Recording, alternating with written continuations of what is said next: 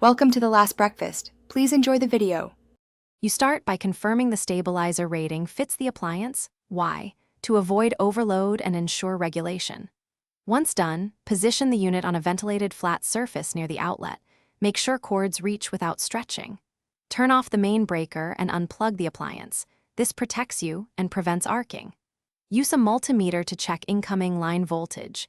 If it reads within expected range, you're ready to connect input power to the stabilizer. Proceed slowly and deliberately. You now wire the stabilizer. Attach the live, neutral, and earth to their labeled input terminals. Why? Correct polarity prevents damage and ensures regulation.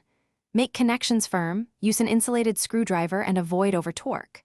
Grounding is critical, so confirm earth continuity to building ground. This reduces shock and interference. Once input is secure, connect the appliance to the stabilizer's output sockets, route cables away from heat and moisture, and tidy cords to prevent strain on. You finish by powering the stabilizer before the appliance. This ensures the unit regulates startup surges. Observe LED indicators or the digital display for correct output voltage.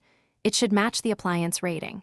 If readings wobble or LEDs show fault, turn everything off and recheck wiring tightness, input supply, and earth continuity. Loose terminals or poor grounding are common causes. Finally, run the appliance under normal load for 10 to 15 minutes to confirm stable operation. Thanks for watching. If this was helpful, leave a like and consider subscribing. See you next time.